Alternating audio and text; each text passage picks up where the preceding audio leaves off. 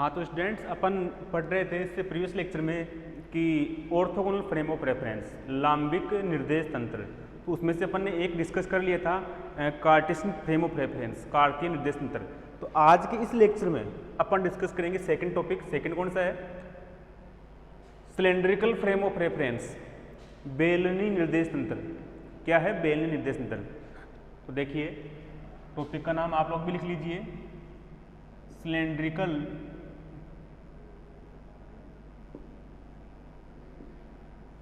Frame of reference. Second topic frame of reference, बेलनी निर्देश तंत्र।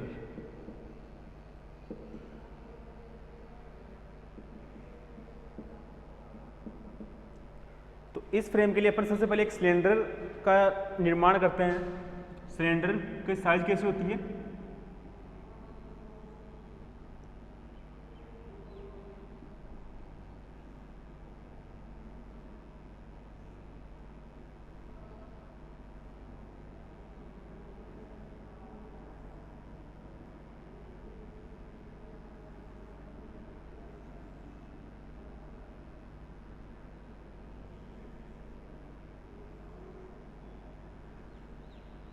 ये आप लोग कर लेना भाई ठीक ठाक, मेरे से नहीं बनती है डायग्राम।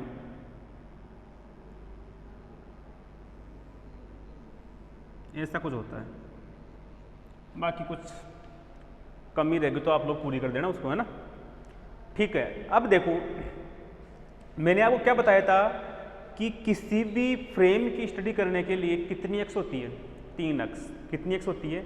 3 अक्ष। तो सबसे पहले अपने पास चाहे सिलेंड्रिकल फ्रेम ऑफ रेफरेंस हो चाहे स्फेरिकल फ्रेम ऑफ रेफरेंस हो, उसकी जो स्टडी है वो अपन कार्टेशियन फ्रेम के सेंस में करेंगे। किसके सेंस में करेंगे? कार्टेशियन फ्रेम के सेंस में। तो देखिए मान लीजिए कि कार्टेशियन फ्रेम ऑफ रेफरेंस है, उसमें ये उसकी एक्स अक्ष हो गई, ऐसे एक्स अक्ष, ये वाई एक्स है, यहां पर मैं क्या मान रहा हूं ओरिजिन पॉइंट, ये उसकी क्या हो गई? Z x.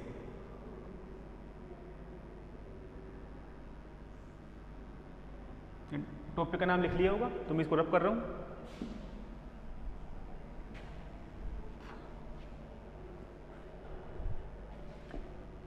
ये इसकी हो गई जेड एक्स। ठीक है,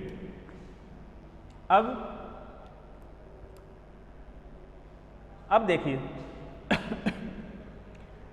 सिलेंडर चाहे आपके पास में चाहे फ्रेम ऑफ रेफरेंस कोई सा भी हो, फ्रेम ऑफ रेफरेंस कोई सा भी हो, उसमें जो उसके कोऑर्डिनेट है वो कितने होते हैं? हमेशा 3 होते हैं।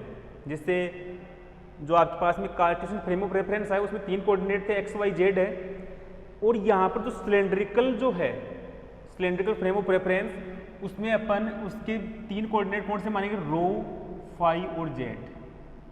रो, फाई और जेड। ठीक है, अब वो कैसे कैसे है वो देखिए। अपन ये कोऑर्डिनेट का सिलेक्शन इस प्रकार से करते हैं कि पूरे के पूरे सिलेंड्रिकल सिस्टम की स्टडी हो जाए। पूरे के पूरे सिलेंड्रिकल सिस्टम की क्या हो जाए? स्टडी। उसको चाहे उसकी लेंथ चेंज करे, चाहे उसकी रेडियस चेंज करे, चाहे उसका कोई सा एक सरफेस चेंज करे, कोई सा भी चेंज करे, वो अपन फिर अलग अलग डिफरेंट वैल्यू रो, फाई, जेड की अपन क्या करते हैं? ले लेते हैं। तो सबसे पहले अपन यहाँ पर कहने का मतलब ये है कि अपन जनरल स्टडी कर रहे हैं और उस जनरल स्टडी में तीनों कोऑर्डिनेट आ जाए जिससे पूरे सिस्टम की स्टडी हो जाए। देखिए इस सिस्टम में फ्रेम ऑफ रेफरेंस में अपन एक कोई सा भी एक ऑर्डिनरी पॉइंट लेते हैं। ये मैंने एक आर्बिट्रेरी पॉइंट ले लिया, रो, एक पॉइंट लिया मैंने, ठीक है ना। अब देखिए एक प्रकार से ये क्या है? सर्कल है, एक वर्त है इस प्रकार से, जिसका सेंटर यहां पर हो गया। ये मान लो सेंटर चाहिए, ये मान लो, बात तो एक ही है ना। ये सेंटर हो गया और उसकी ये जो रेडियस है वो क्या हो गई? रो।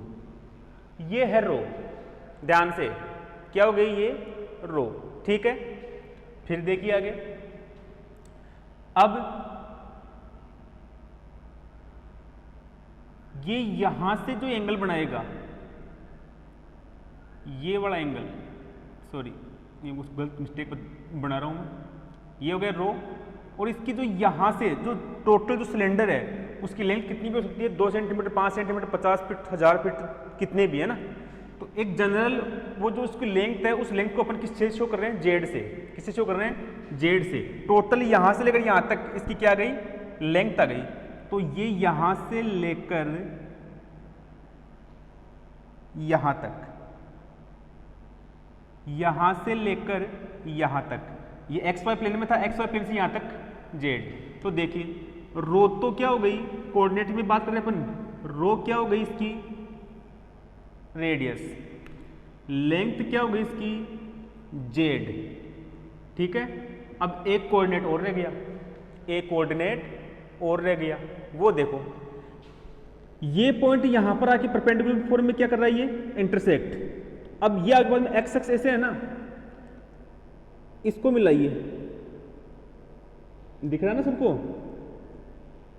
ये मैंने इसको मिला दिया इस प्रकार से। तो देखना इसको अच्छे प्रकार से, एक्स एक्स ऐसे है और ये पॉइंट आ गए ऐसे,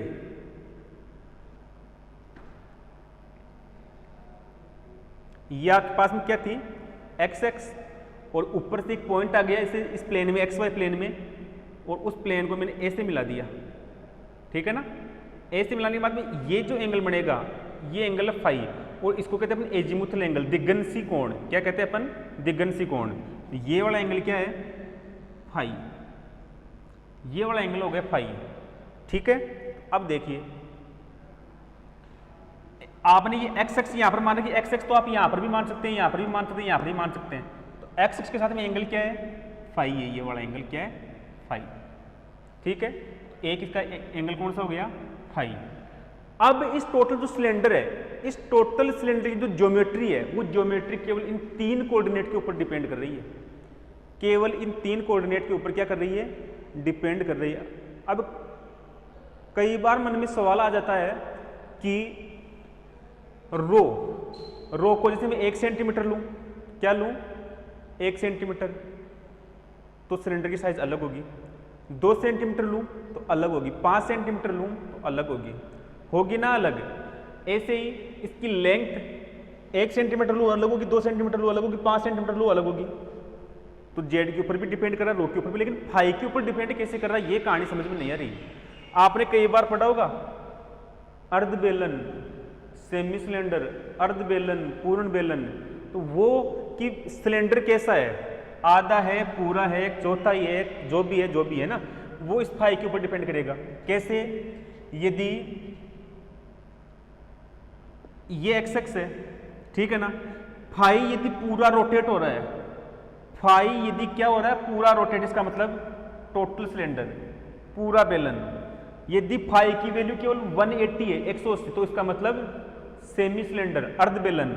और यदि इसका मतलब 90 डिग्री है, तो इसका मतलब उसका जो चौथा पार्ट आता है, जो क्वार्टर पार्ट आता है, वो। तो इस फाई के द्वारा अपन ये रिप्रेजेंट करते हैं कि वो जो सिलेंडर है वो टोटल है, सेमी है, क्या है। ठीक है, तो वो आपके पास में जो प्रॉब्लम अपन को गिवन होगी उसके अकॉर्डिंग इसकी वैल्यू सिलेक्ट करेंगे। ठीक है, तो अपन ये कह सकते हैं कि इस टोटल सिलेंडर जो है आपके पास में, इसकी उसकी जो स्टडी है वो रो फाई जेड के ऊपर डिपेंड कर रही है। ठीक है, यहाँ तक कहानी खत्म।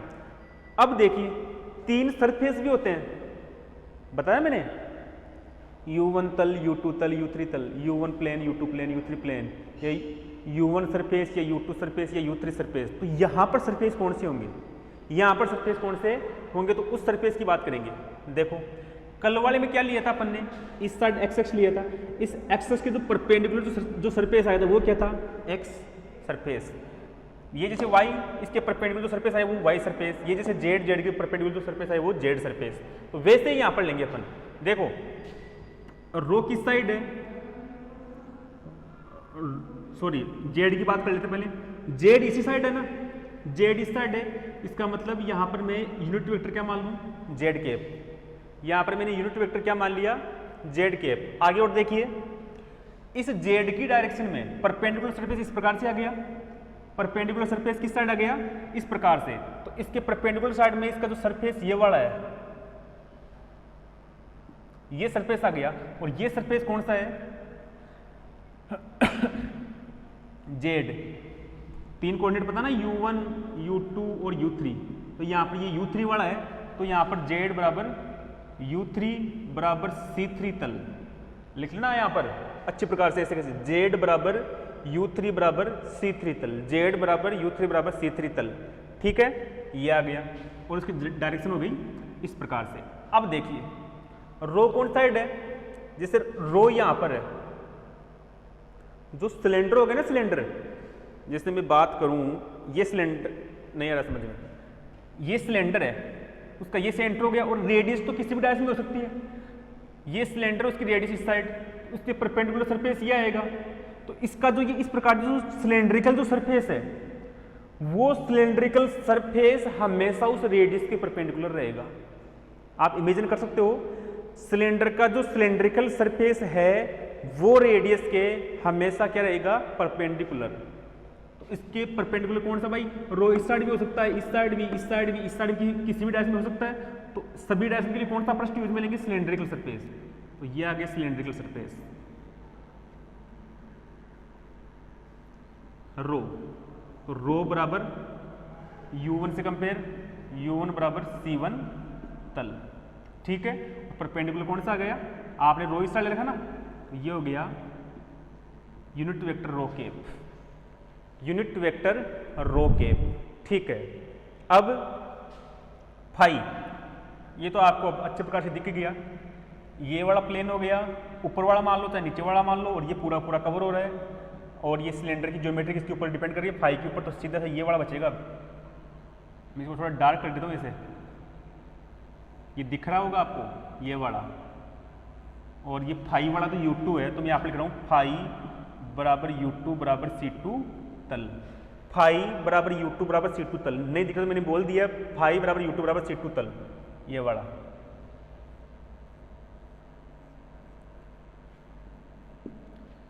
ये सरफेस ये वाला आ गया, ठीक है।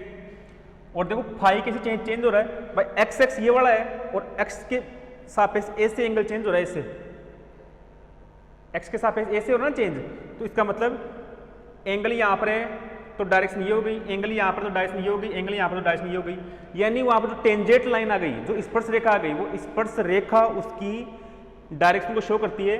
तो यहाँ पर जो है उसकी स्पर्श रेखा कौन सी आएगी, जैसे आपके पास यही मान लो इस प्रकार से सर्कुलेट हो रही है ना, ये इस प्रकार से सर्कुलेट, तो यहाँ पर कौन सी आएगी, इस प्रकार से फाई केप, ये आ गया फाई केप, ठीक है।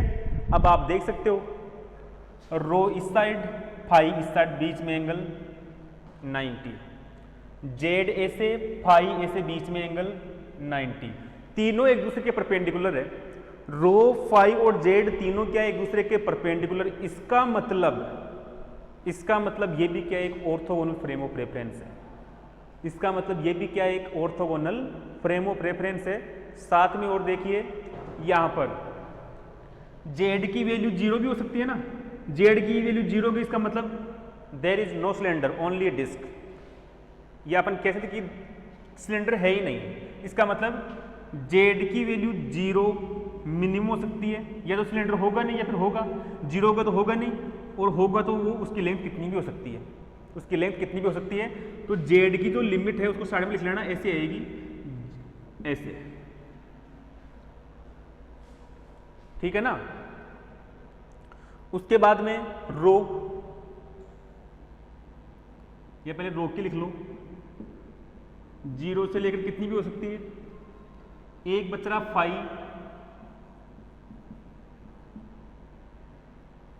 फाई की क्या हो जाएगी, फाई, ये एक्स एक्स है, ये एक्स एक्स है, और ये कोई फाई है। यदि ये यहां पर इसके बराबर में है तो 0 हो, और यदि पूरा घूम गया तो 360, इसका मतलब ये 0 से लेकर 2 पाई तक हो सकता है, 0 से लेकर 2 पाई तक हो सकता है।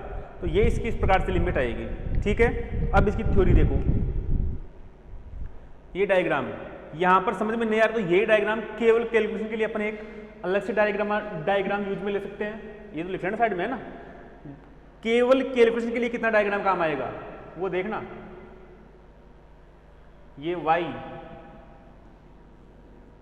ये x, ये z, ये यहां पर कोई पॉइंट P पॉइंट मान लिया मैंने, यहां पर ये मैंने P पॉइंट मान लिया, P पॉइंट से क्या किया, XY प्लेन में एक नॉर्मल, एक लंब तो ये यहाँ पर एक लंब ये मिला दिया, ये यहाँ पर एंगल फाई, ये रो है तो ये भी क्या होगा, ये रो है तो ये भी रो, तो ये वाला रो, ये फाई और ये जेड, इसके कोऑर्डिनेट क्या हो गए, रो फाई और जेड। जेड की डायरेक्शन ये वाली, रो की डायरेक्शन ये वाली और ये डायरेक्शन ये वाली, ऐसे कुछ है भाई कहानी। इतना ही डायग्राम काम आएगा। एक कैलकुलेशन के लिए अपन क्या करेंगे, इसके यहाँ पर लंब खींच दिया, यहाँ पर ये एंगल 90 डिग्री है, एक्स है ना ऐसे, तो इसको मिला दी तो यहाँ पर एंगल क्या आएगा 90 डिग्री, ये 90, एक इसके बराबर में लाइन खींच दो, ये वाई के पैरेलल है, वाई के पैरेलल, इसका मतलब ये क्या आएगा वाई, ये एक्स, इसका मतलब ये एक्स। ठीक है, कैलकुलेशन के लिए ये डायग्राम काम में, टोटल के लिए ये डायग्राम काम में। तो क्या लिखना वो देखिए आप लोग चित्र में, आप साइड में, चलो मैं यहां पर लिख देता हूं। आपको ये लिखना है, मैं नहीं लिखूंगा, आप लोग लिख लेना, मैं बोल देता हूं कि चित्र में एक बेलनी निर्देश तंत्र को व्यक्त किया गया है। In diagram shows A cylindrical frame of reference. ठीक है, व्यक्त किया गया है जिसमें रो बराबर U1 बराबर C1 तल, रो बराबर U1 बराबर C1 तल, कोमा फाई बराबर U2 बराबर C2 तल, कोमा जेड बराबर U3 बराबर C3 तल, ये रो बराबर U1 is equal C1 plane, phi बराबर U2 is equal C2 plane, Z is equal U3 is equal C3 plane, intersect at a P point perpendicularly to each other. तीनों तल P बिंदु पर एक दूसरे के लंबवत क्या करते हैं, प्रतिच्छेद करते हैं, अतः यह एक लांबिक निर्देश तंत्र है। So this is a orthogonal frame of reference. उसके बाद क्या करना है, उसके बाद आपको करना है, अतः P बिंदु के निर्देशांक, P बिंदु के बेलनी निर्देशांक रो फाई जेड है। So cylindrical coordinate of P point is rho phi Z. ठीक है, अब इसकी जो सरफेस है वो कैसे चेंज हो रहा है वो देखो।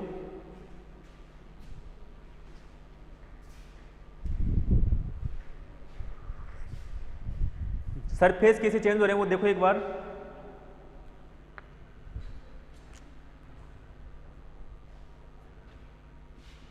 ये आप लोग लिख लेना,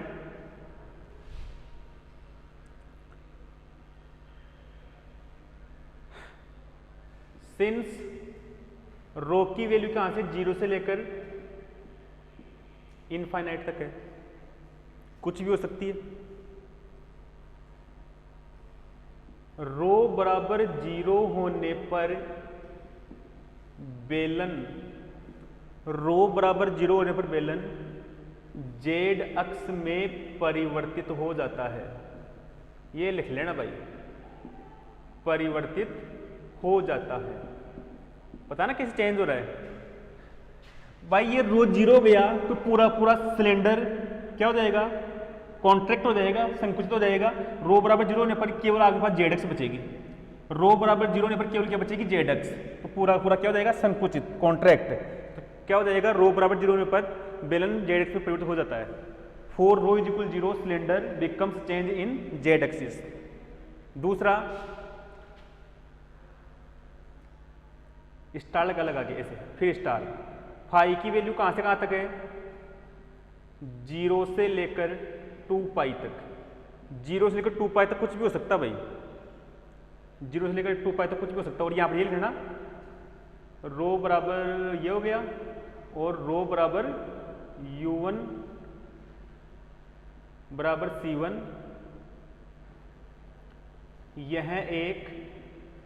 यह एक बेलनी पृष्ठ है, बेलनी ऊपर लिखना है पहले ये, फिर comma, rho is equal U1 is equal C1। This is a cylindrical surface, this is a cylindrical surface. For rho is equal 0 this becomes change in Z axis.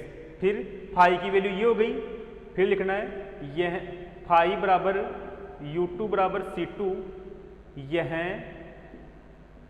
एक कौन सा है, ये वाला है, ये वाला, ये कौन सा है? ये इसका नाम देंगे अपन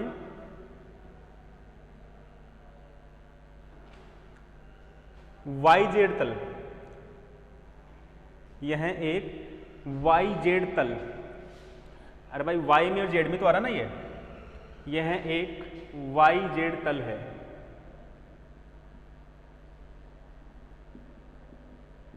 यह एक YZ तल है। अब इसकी वैल्यू देखो, फाई बराबर यदि क्या हो जाए 0 के लिए यह पृष्ठ, फाई बराबर 0 के लिए यह पृष्ठ, यदि इस फाई की वैल्यू, ये वैल्यू यहां पर आ जाए, ये वैल्यू यहां पर आ जाए, तो अब केवल एक तो Z बचेगी और एक X बचेगी। तो ये किस में चेंज हो जाएगा? XZ तल में चेंज हो जाएगा। फाई बराबर 0 के लिए यह पृष्ठ XZ तल में परिवर्तित हो जाता है। XZ तल में परिवर्तित हो जाता है। This is a YZ plane, for phi equal 0 this surface becomes change in XZ plane. ठीक है। उसके बाद में यदि आपके पास में, ठीक है, ऐसे लिख लेना बहुत ही, इतना तो वैसे इनकी कोई रिक्वायर्ड भी नहीं है। फिर लिखेंगे Z वाला क्या है, वो 0 से लेकर इनफाइनाइट तक कुछ भी हो सकता है। यह एक वर्तीय पृष्ठ है। यह एक वर्तीय पृष्ठ है। वर्तीय पृष्ठ, ये वर्तीय पृष्ठ हो गया। ठीक है। Z की वैल्यू 0 हो गई तो ये पूरा पूरा यहां पर आ जाएगा और ये किस में चेंज हो जाएगा? एक XY तल में चेंज हो जाएगा। किस में चेंज हो जाएगा? XY तल में। Z पर यह एक वर्तीय पृष्ठ है। Z बराबर 0 पर यह XY तल में परिवर्तित हो जाता है। तल में परिवर्तित हो जाता है। This is a circular surface, for Z equal 0 this plane become change in XY plane. ठीक है ना। इनको लिखिए आप लोग। फिर आगे बात करते हैं अपने इसकी कैलकुलेशन की।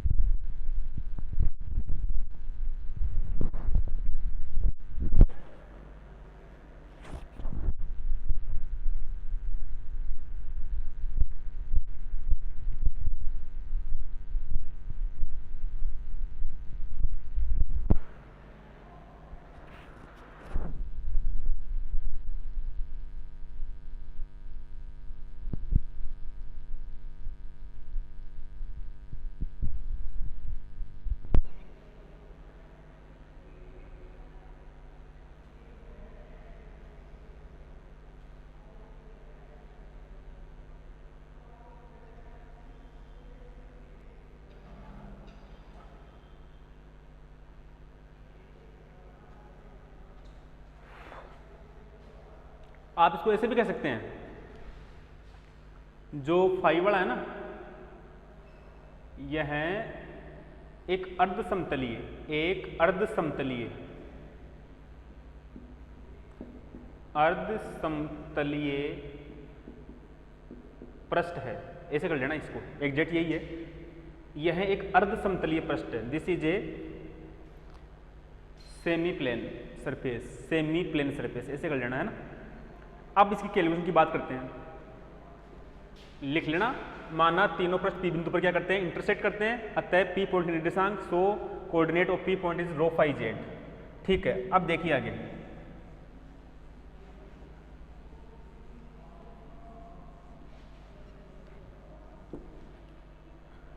इसको मैं नाम दे रहा हूं, Q नाम दे दिया, ये P था और ये क्या हो गया?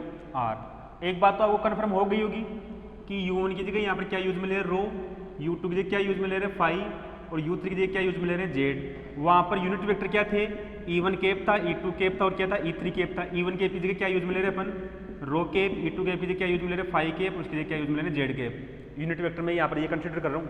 ठीक है। अब इसकी कैलकुलेशन देखिए, जेड एक्स तो ये वाली है, तो जेड बराबर तो जेड, इसमें कोई चेंज होगा ही नहीं। जेड की वैल्यू जेड में ही आएगी, क्योंकि हम थर्ड कोऑर्डिनेट यहाँ पर भी जेड ही मानते हो, कार्टेशियन में भी क्या मानते हैं जेड, तो जेड बराबर तो जेड है, केवल एक्स वाई वाली वैल्यू चेंज होगी। तो देखिए ये यहाँ पर ओ पॉइंट,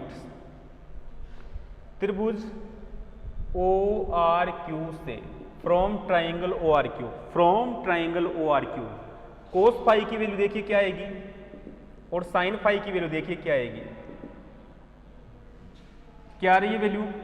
कोस आधार बटा करण, ये 90 है ना, तो ये तो हो गया बेस आधार, ये हो गया आधार, लिखना नहीं मैं ऐसे अच्छी तरह समझ में आ जाए इस कारण से लिख रहा हूँ। थीटा के सामने वाली लंब, थीटा सामने लंब होता है ना, और ये करण, ये बेस, ये परपेंडिकुलर और ये हाइपोटेन्यूज, बेस परपेंडिकुलर और हाइपोटेन्यूज। तो आधार बटा करण, आधार क्या है? ओ आर, और हाइपोटेन्यूज क्या है? O Q. ओ आर को मैं लिख रहा हूं एक्स से और इसको लिख रहा हूं रो से, तो यहां पर क्या हो जाएगा? X is equal rho cos phi, X is equal rho cos phi. ऐसे ही साइन फाई की वैल्यू, लंब, लंब क्या रहा है? R Q upon O Q, R Q की वैल्यू वाई और ये रो, तो यहां पर y is equal rho sine phi. तो x कोऑर्डिनेट आ गया, y कोऑर्डिनेट आ गया और z इज इक्वल क्या था? z था, कोई दिक्कत नहीं है, ये था। अब आगे देखिए, ये आ गया भाई कार्टेशियन कोऑर्डिनेट आ गए सिलेंड्रिकल कोऑर्डिनेट्स की फॉर्म में, ठीक है ना। आई थिंक समझ में आ गया होगा, x बराबर रो कोस फाई, y बराबर रो साइन फाई, z बराबर z। इन कोऑर्डिनेट को आप रट लो, इनको बहुत जगह काम आएंगे, रट लेना इनको। x बराबर रो कोस फाई, y बराबर रो साइन फाई और z इज इक्वल z। अब आगे देखो, कार्टेशियन से कंपेयर करना ना अपन, आगे लिखना है कार्तीय निर्देशांकों में स्थिति सदिश। अब इसका कोई यूज नहीं है, ये मैंने इसके टोटल कैलकुलेशन बता दी है। कार्तीय निर्देशांकों में स्थिति सदिश, position vector in form of Cartesian coordinates. Capital R लिख लें इसको, क्या होता है? I cap X plus J cap Y plus K cap Z, ये होता है ना। तो R vector is equal I cap X की जगह क्या आया था? Rho cos phi, J cap Y की जगह क्या आया था? Rho sine phi plus K cap Z, ठीक है। अब आगे देखिए, अपन को क्या चाहिए? u1 u2 u3 पता हो ही गए, e1 e2 e3 पता हो ही गए। अपन को चाहिए बेस वेक्टर और स्केल फैक्टर, बेस वेक्टर और स्केल फैक्टर। तो देखिए सबसे पहले अब आधार सदिश, नाउ बेस वेक्टर। सबसे पहले कौन सा आएगा? b1। b1 क्या था? Del r upon del u1। इस r की जगह मैं कैपिटल R यूज ले रहा हूं यहां पर, डेल, क्योंकि स्मॉल r बाद में यूज आएगा एक अलग से। Del r upon del u1, del r u1 की जगह ये क्या यूज में ले रहा हूं? रो, u1 बराबर रो, u2 बराबर फाई, u3 बराबर जेड। तो कर दो इसका पार्शियल डिफरेंशियल है रो के रेस्पेक्ट में, कर दो, क्या आएगा? आई के पैसे कैसे? रो का रो के रेस्पेक्ट में 1 क्या बच रहा है? Cos phi plus J cap as it is phi, rho का रो के रेस्पेक्ट में 1 क्या बच रहा है? साइन फाई, जेड का 0 पार्शियल में, ठीक है। b2 del r upon del u2, और u2 क्या है यहां पर? फाई, कर दीजिए आई के फाई के रेस्पेक्ट में रो कांस्टेंट, कोस फाई का minus sine phi, cos phi का minus sine phi plus J cap plus J cap. अब क्या आएगा यहां पर? साइन फाई का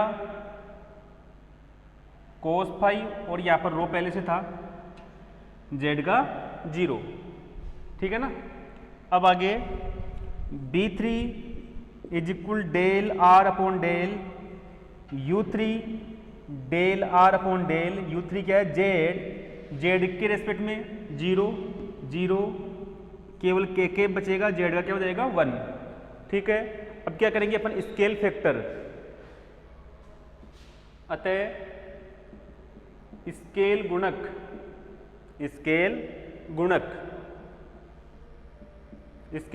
क्या आ रहा है H1 क्या आएगा मैग्नीट्यूड ऑफ B1, इसका परिमाण क्या हो जाएगा, देखो आई केप क्या है कोस फाई, आई केप का कोफिशिएंट कोस फाई, तो इसका स्क्वायर प्लस जे केप का गुणांक साइन फाई, तो इसका स्क्वायर और इसका रूट करना आता आपको। आर वेक्टर का परिमाण आप कैसे लेते हो, root of X square plus Y square plus Z square, तो ऐसे आएगा यहाँ पर B1 का परिमाण, आई केप का गुणांक उसका स्क्वायर, जे केप का कोफिशिएंट उसका स्क्वायर, दोनों को ऐड करो रूट कर दो, ठीक है। और H2 क्या हो जाएगा मैग्नीट्यूड ऑफ B2 और ये वैल्यू 1 आ गई। ये क्या हो जाएगा देखो आप लोग, आई के कोफिशिएंट माइनस का स्क्वायर तो प्लस हो जाएगा, rho square sine square phi plus rho square cos square phi, और ये रूट रो स्क्वायर कॉमन आएगा, कॉमन का स्क्वायर का रूट है तो बाहर क्या आएगा rho, cos square plus sine square की वैल्यू 1, ठीक है। और अब लास्ट में H3 क्या होता है मैग्नीट्यूड ऑफ B3 और B3 क्या के का मैग्नीट्यूड क्या होता है हमेशा 1, यूनिट वेक्टर का मैग्नीट्यूड हमेशा 1, H1 की वैल्यू 1, H2 की वैल्यू रो और H3 की वैल्यू 1, याद रखना है, इनको रट लेना है इनको अच्छी तरह, ठीक है। ये सब कुछ वैल्यू आ गई। अब आगे देखिए, याद रखना है इसको,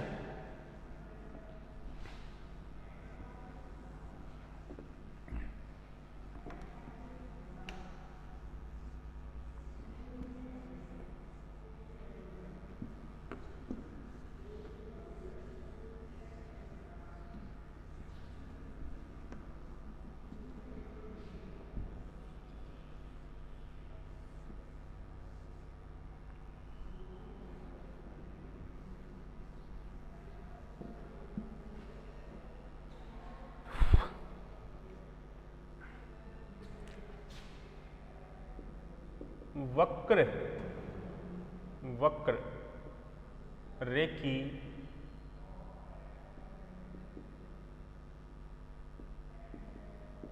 निर्देश तंत्र से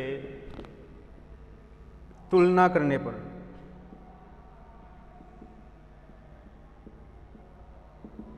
वक्र रेखी निर्देश तंत्र से तुलना करने पर देखिए सबसे पहली बात करेंगे निर्देशांक, कोऑर्डिनेट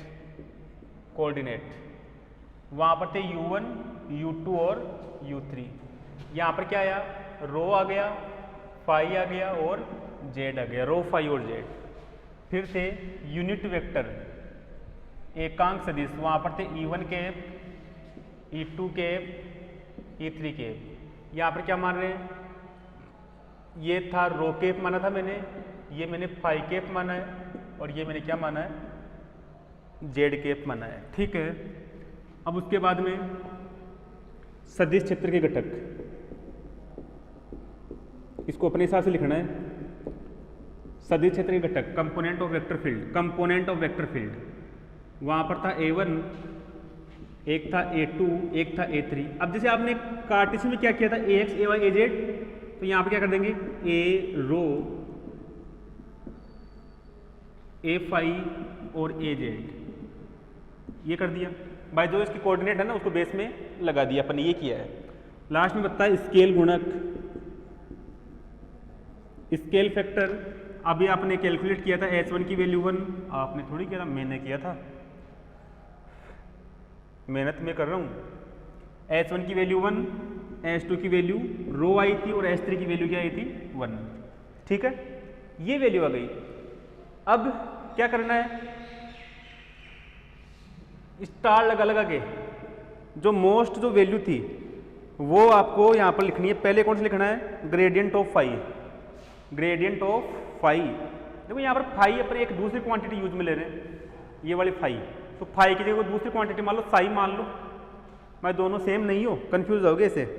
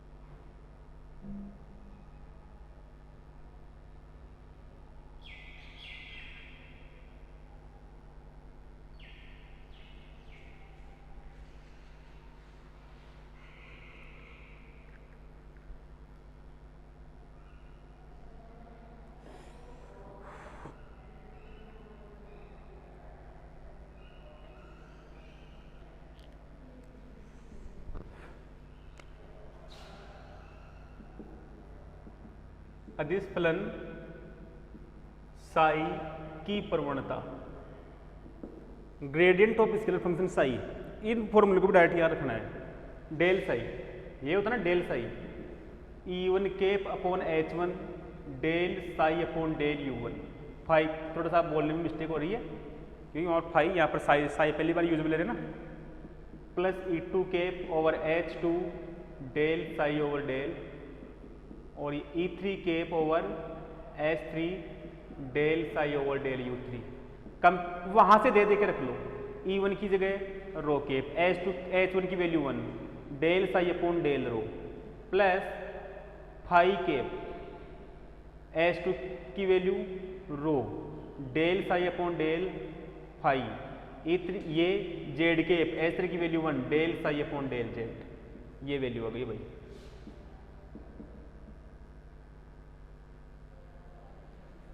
ये वैल्यू आ गई स्केलर फंक्शन फाई। ठीक है, आगे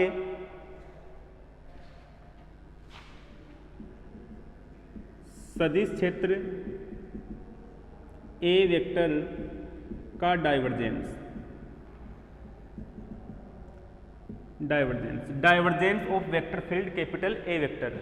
फॉर्मूला क्या था, डेल डॉट ए वेक्टर, बाहर था 1/H1 H2 H3, ये था ना, डेल अपॉन डेल U1 यहाँ पर था A1 H2 H3, plus del upon del U2 यहाँ पर था A2 H1 H3, plus del upon del U3 यहाँ पर था A3 H1 H2।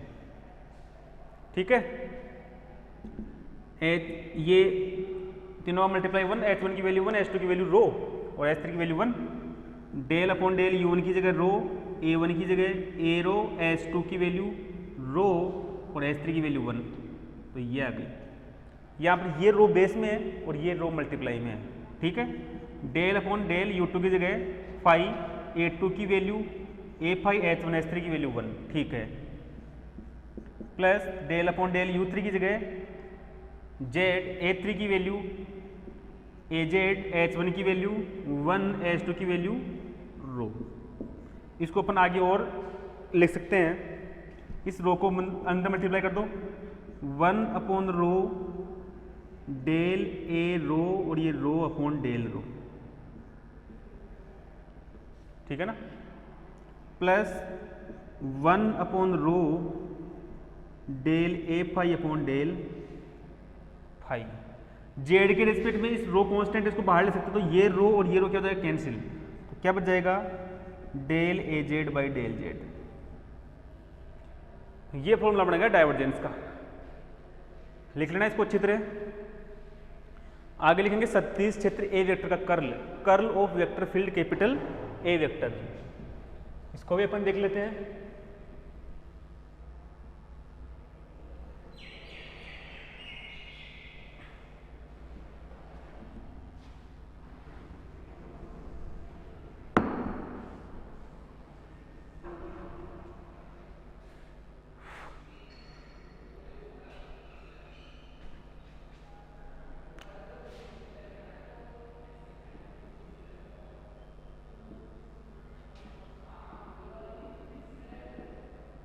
Curl of vector field capital A vector, formula था del cross A vector is equal 1/H1 H2 H3। यहाँ पर था E1 cap H1 E2 cap H2 E3 cap H3, del upon del U1 del upon del U2 del upon del U3, A1 H1 A2 H2 और A3 H3। ये ऐसे कुछ formula था। ठीक है, वैल्यू यहाँ पर लिखिए, तीनों का मल्टीप्लाई रो E1 की जगह रो केप H1 की वैल्यू 1, E2 की जगह फाई केप H2 की वैल्यू रो, E3 की जगह जेड केप H3 की value 1, del upon del rho del upon del phi del upon del Z, और लास्ट में यहाँ पर बच जाएगा ए रो ए फाई मल्टीप्लाई में रो और ये ए जेड, ये फॉर्मूला बढ़ जाएगा। कर्ल का फॉर्मूला इसको भी लिखिए,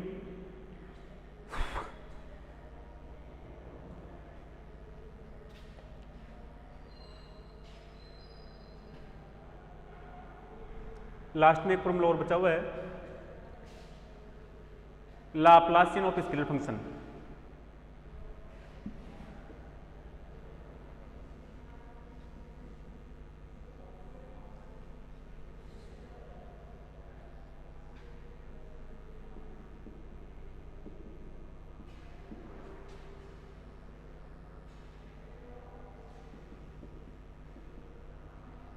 अदिश फलन साई का लाप्लासियन, अदिश फलन साई का लाप्लासियन फॉर्मूला क्या था, del square psi is equal, देखिए 1/H1 H2 H3 बार था, डेल अपॉन डेल U1 यहाँ पर H2 H3 over H1 del psi upon del U1 plus del upon del U2 H1 H3 upon H2 del psi upon del U2 plus del upon del U3 H1 H2 H3 del psi upon del U3।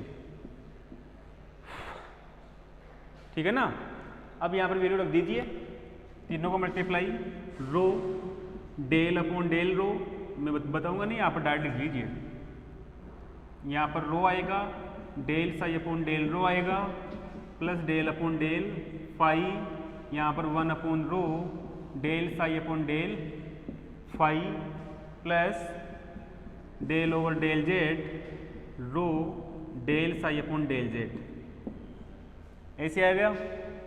अब इसको multiply करना आगे, 1 upon rho del over del rho del psi over del rho, ये आ गया। Phi के respect में rho constant, एक रो यहाँ से एक रो यहाँ से, 1 upon rho square del square psi upon del phi square, ये रो बाहर आएगा, दोनों आपस में cancel, del square psi upon del Z square, ये फॉर्मूला बच जाएगा डेल स्क्वायर साई का Laplacian of scalar function psi. लिखिए इसको,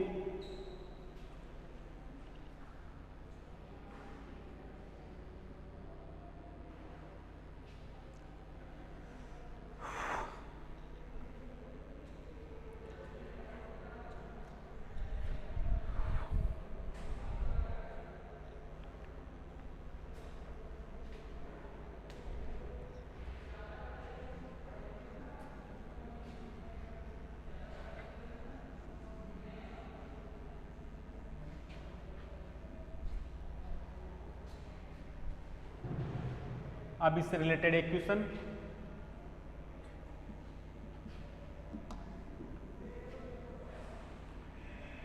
काफी बार एग्जाम में पूछा हुआ क्वेश्चन, प्रूव दैट, क्वेश्चन है ये, prove that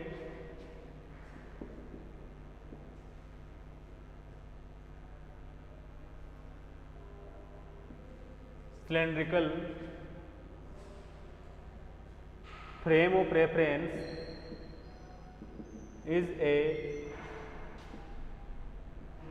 orthogonal frame of reference। ये क्वेश्चन इंपॉर्टेंट है। ये सिद्ध कीजिए कि बेलनी निर्देशांतर एक लांबिक निर्देशांतर होता है। हिंदी में लिख लेना, सिद्ध कीजिए कि बेलनी निर्देशांतर एक लांबिक निर्देशांतर होता है। इसको प्रूव करना है। देखिए, यदि कोई दो क्वांटिटी परपेंडिकुलर है, यदि कोई दो राशियां लंबवत है, तो दोनों का डॉट प्रोडक्ट अदिश गुणा क्या होता है, 0 होता है। ठीक है ना, उसी को याद में रखे। यहाँ पर इसको सोल्व करेंगे अपन। तो आंसर इसका देखिए, हम जानते हैं कि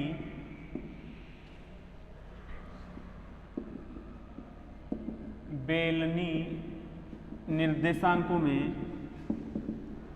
स्थिति सदिश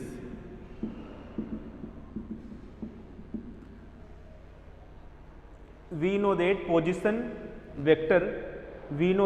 vector in cylindrical coordinates, position vector in cylindrical coordinates क्या थे? अभी आया था R vector is equal I cap rho cos phi plus J cap rho sine phi plus Z, ऐसा कुछ आया था।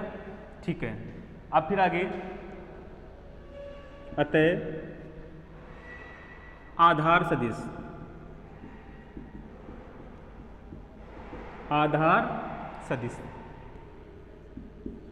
B1 vector del R upon del rho, आपने जब सोल्व किया था तो क्या आया था, ये यहां से देख लो ना, रो के रेस्पेक्ट में I cap cos phi plus J cap sine phi. ऐसे आया था B2 vector del R upon del phi, यह आया था minus I cap rho sine phi plus J cap rho cos phi. फिर आया था B3 del R upon del Z, यह आया था केवल के केप, यह आया था। ठीक है, अब अपन क्या करेंगे, इसमें यूनिट वेक्टर की वैल्यू निकालेंगे। साथ में ये भी देख पहले स्केल फैक्टर, अतः स्केल गुणक, स्केल फैक्टर H1 क्या होता है, मैग्नीट्यूड ऑफ B1। इसको पूरा सोल्व करके आपको लिखना, पूरा सोल्व करके मैं यहाँ पर लिख रहा हूँ। डायरेक्ट वैल्यू 1 आई थी, H2 की वैल्यू मैग्नीट्यूड ऑफ B2, इसकी वैल्यू क्या आई थी, रो आई थी। H3 मैग्नीट्यूड ऑफ B3, इसकी वैल्यू क्या आई थी, 1, ये आई थी ना। अब देखिए,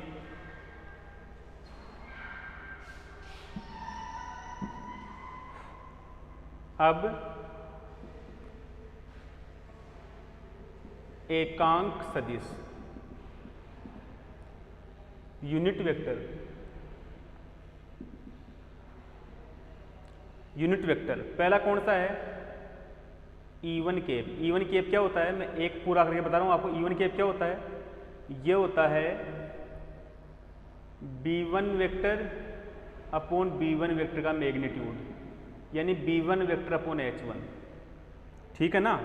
और E1 केप की जगह मैं क्या यूज में ले रहा हूँ, रो केप। रो केप क्या होता है, B1। B1 क्या है, यहां से देख लीजिए, I cap cos phi plus J cap sine phi, H1 की वैल्यू 1। तो यहां पर क्या बच जाएगा, I cap cos phi plus J cap sine phi. ठीक है ना।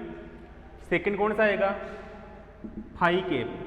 फाई केप क्या आएगा, B2 अपॉन H2। सही है, B2 की वैल्यू यहां से आ रही है और H2 की वैल्यू क्या, रो। ठीक है ना, B2 की वैल्यू यहां से, H2 की वैल्यू रो, तो ये क्वांटिटी इस रो से डिवाइड हो रही, तो क्या बच जाएगा, minus I cap sine phi plus J cap cos phi. ठीक है, B2 को H2 से डिवाइड कर दो, और थर्ड क्या आएगा, Z cap B3 vector upon H3, ये केवल जेड केप ही आ रहा है, ये तो सॉरी के केप, क्या आ रहा है ये, के केप। ठीक है ना। अब देखिए आगे, अब यहां पर इसको क्या करना है, आपको ऑर्थोगोनल प्रूव करना है, लंबवत सिद्ध करना है। तो कोई भी दो का आप क्या ले लो, डॉट प्रोडक्ट ले लो। कितनी भी दो का क्या ले लेंगे अपन, डॉट प्रोडक्ट, अदिश गुणा 9। जैसे ये ले लो दोनों, रो केप डॉट फाई केप। रो केप ये है रो केप डॉट, और ये है फाई कैप। रो कैप क्या है? I cap cos phi plus J cap sine phi dot, ये है minus I cap sine phi plus J cap cos phi. देखिए I cap dot I cap की वैल्यू 1 और ये माइनस में है तो minus cos phi sine phi, और ये प्लस में है J cap dot J cap 1 plus sine phi cos phi, ये प्लस में ये माइनस में क्या हो गया 0। Rho cap dot phi cap की वैल्यू 0। ऐसे अपन ये भी सिद्ध कर सकते हैं। सिमिलरली दूसरा वर्ड ले लो, phi cap dot Z cap ले लो, या फिर आप जैसे rho cap dot Z cap ले लो, सभी की वैल्यू 0। अतः बेलनी निर्देश तंत्र एक लांबिक निर्देश तंत्र है।